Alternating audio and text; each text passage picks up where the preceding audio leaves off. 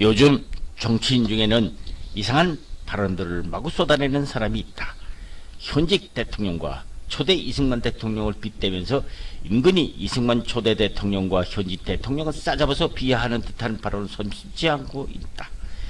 그렇다면 현직 대통령이 어때서, 또 이승만 초대 대통령이 어때서?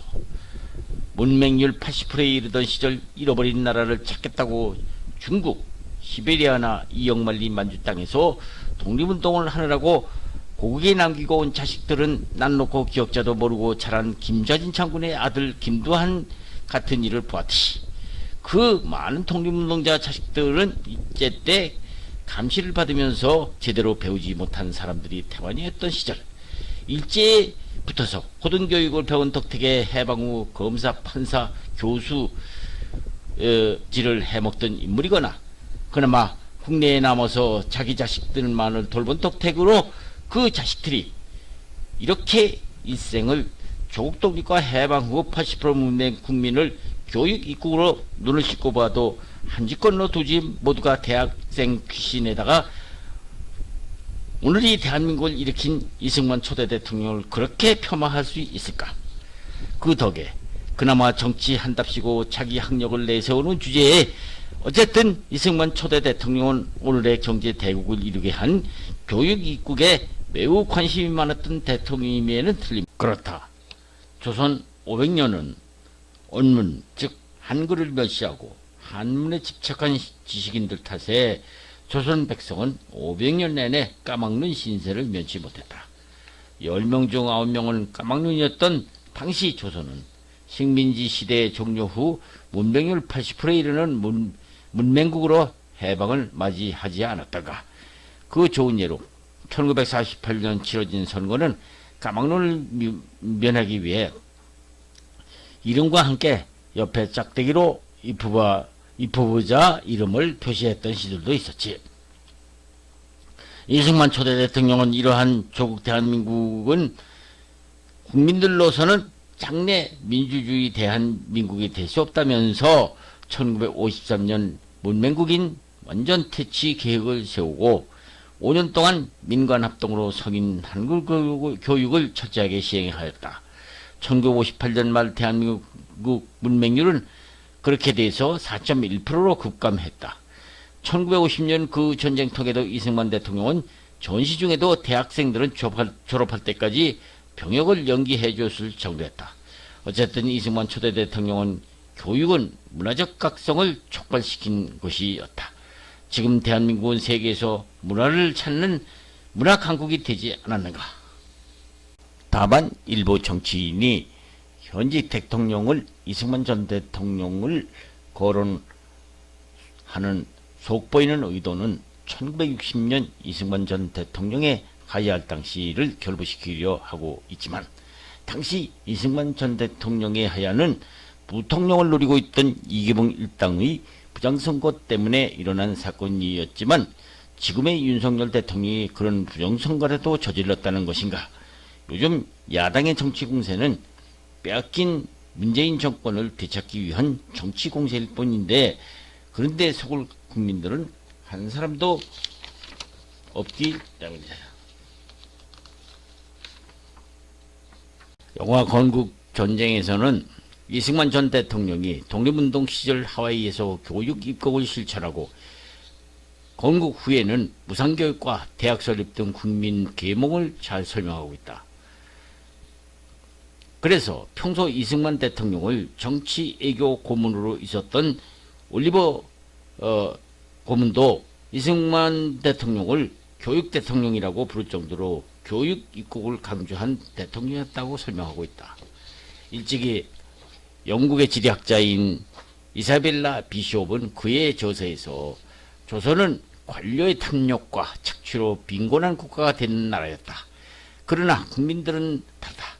조선인들이야말로 부지런한 한과 성실성이 많은 민족이었다. 그렇기 때문에 이들에게 기회만 주어진다면 언제든지 발전할 가능성이 있는 민족이라고 했다. 1902년 많은 한인 노동자들이 인천항을 떠나서 조선을 떠났는데 1905년까지 7,415명이나 하와이로 한인 노동단으로 조선을 떠나간 것이었다. 바야흐로 1910년경에는 약 4,000명의 한인이 거주하는 하와이로 변했는데요. 당시 하와이야말로 오늘 한국인 이민 역사의 독립운동의 중요한 위상을 차지한 섬이 되었다. 그런데 이 하와이에 이승만 전 대통령이 1913년부터 한인 기숙학교 교장으로 부임하면서 그야말로 권력의 탐욕과 착취로 빈곤한 조선을 떠나 이역만리에서도 이민 동포들에게 대해서 교육의 중요성을 강조한 선각자였던 것이다. 그는 하와이 오기 전 1899년 1월 영모죄로 종신형을 받고 수감되었던 한송 감옥에서도 그가 쓴 독립정신이라는 책에서 이렇게 신학을 강조하고 있었다. 조선 국민들이요, 우리가 살려면 신학문에 힘써야 한다. 당장 우리가 쓰는 물건을 제조하는 것부터 그것을 만들어 쓸 줄 알아야 한다. 의복 한 가지 예를 들더라도 천으로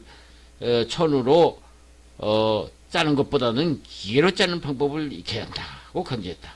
그는 또 교육의 중요성에 대하여 이렇게 역설했다.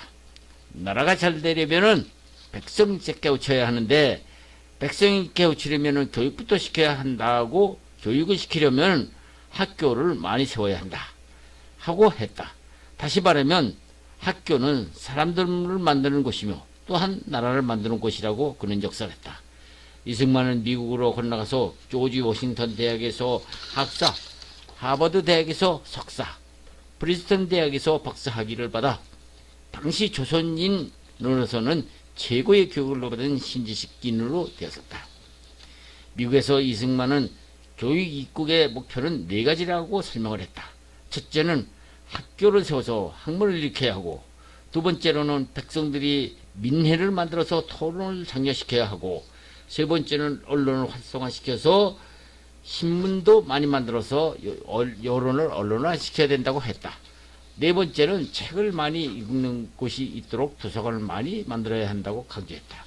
그래서 이승만은 하와이 교육 실천해서 교육 입국을 만들어야 한다고 그는 주장을 했다. 그래서 그가 뒷날 한인 기숙학교로 만들고, 특히 이승만은 이 학교를 통해서 여성교육에 중점을 두었는데, 당시 하와이의 이민사회도 고국 못지지 않게 조선의 유교 전통을 여전히 따르며 여성을 차별하는 문화까지 배타적일 때, 하와이의 여러 섬을 돌면서 여성교육을 역설해서 여성교육에 눈을 뜨게 한 선각자였던 것이다.